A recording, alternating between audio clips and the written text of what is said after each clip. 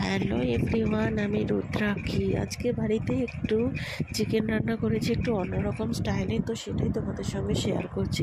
তার জন্য প্রথমে পেঁয়াজ, টমেটো, আদা, রসুন, কাঁচা লঙ্কা সব পেস্ট করে নিয়েছি, আর কিছুটা পেঁয়াজও রেখে দিয়েছি কষানোর জন্য।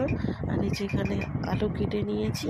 আর আরেকটা জিনিস পেস্ট করব, সেটা হচ্ছে আমি একটু কাজু বাদাম নিয়েছি, কিশমিশ, আর নিয়েছি বাদাম, চিনি বাদাম, আর পোস্ত কিছুটা। আমি চাল মগজ দিইনি, চাল মগজ দিলেও ভালো লাগতো, আর টক দই দিলেও ভালো লাগতো, এই দুটো আমি দিইনি। তো এটা একসাথে করে একটু জল দিয়ে আমি একটা পেস্ট বানিয়ে নিয়েছি। তারপরে কড়াইতে তেল দিয়ে, তেলটা একটু গরম হওয়ার পর এতে আমি আলুগুলো দিয়ে দিয়েছি। তো আলুটা একটু ভালো মতো লাল লাল করে ভাজতে হবে। আলুগুলো কিন্তু মাংসের আলু, ভালোভাবে না ভাজলে কিন্তু খেতে ভালো লাগে না।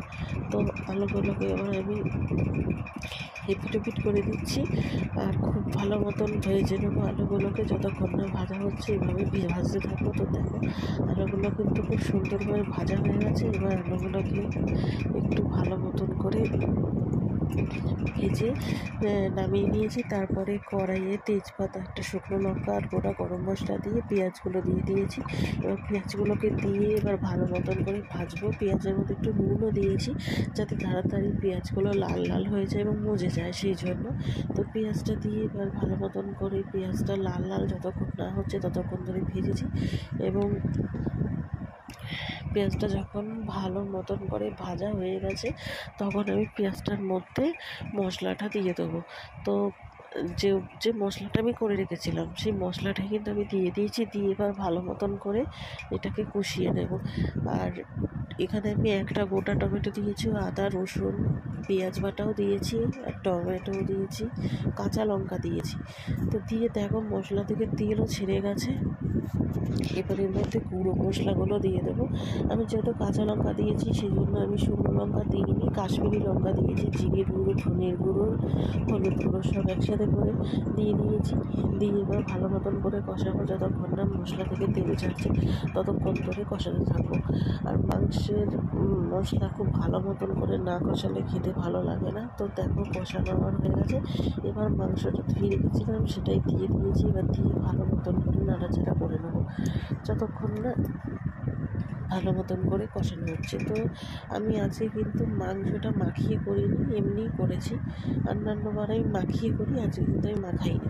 তো দেখো মশলা থেকে কত জল ছেড়েছে। তো আর ঢাকনা চাপা আমি দেবো না, এবার এইভাবে খুলে রেখেই ভালো মতন করে কষাবো যতক্ষণ না মশলা থেকে তেল ছাড়ছে। তো দেখো মশলা থেকে হালকা সাইড দিয়ে কিন্তু তেল ছেড়ে গেছে। এবার আমি ভেজে রাখা আলুগুলো দিয়ে দিয়েছি। এবার আলুগুলো দিয়ে ভালো মতন করে নাড়াচাড়া করে নেবো। আলুগুলো একদমই এতটা ভালো করে ভেজেছি যে সিদ্ধ করারও প্রয়োজন সে খুব একটা নেই। একটা দুটো আলু একটু শক্ত আছে, ওটা একটু জল দিয়ে দেবো, জল দিয়ে সিদ্ধ করবো। তো এবার আমার কষানো একদম হয়ে গেছে। এবার আমি এর মধ্যে জল দিয়ে দেবো। জলটা দিয়েছি আলুগুলো সিদ্ধ হওয়ার জন্য, আর কিছু দিয়ে এবার সিদ্ধ করার জন্য মাংসগুলোকে একটু ডুবিয়ে দিচ্ছি। এবার এর মধ্যে দেখো একদম ফুটছে, ফোটা হয়ে গেছে, অনেকটা জলও কমে গেছে। এবার আমি যে কাজু বাদাম, এমনি বাদাম, কিশমিশের যে পেস্টটা বানিয়েছিলাম, সেইটা আমি এবার পোস্ত বাটা, ওইটা আমি ভালো মতন করে মিশিয়ে দিচ্ছি। মিশিয়ে এবার একটু নাড়াচাড়া করে নেবো। নাড়াচাড়া করে নিয়ে একটু ফুটে আসলেই গরম মশলা দিয়ে নামিয়ে নেবো। তো ঝোল আছে, তবে ঝোলটা থাকবে না, ঝোলটাকে আমি পুরোপুরিভাবেই টানিয়ে নেবো। তো দেখো একদমই কমে গেছে। এবার গরম মশলা দিয়ে একটু নাড়াচাড়া করে নিলেই হয়ে যাবে। আর এটা এখন ঝোল ঝোল লাগছে, কিন্তু নামিয়ে নিলে কিন্তু ঝোল থাকবে না, একদমই বসে যাবে।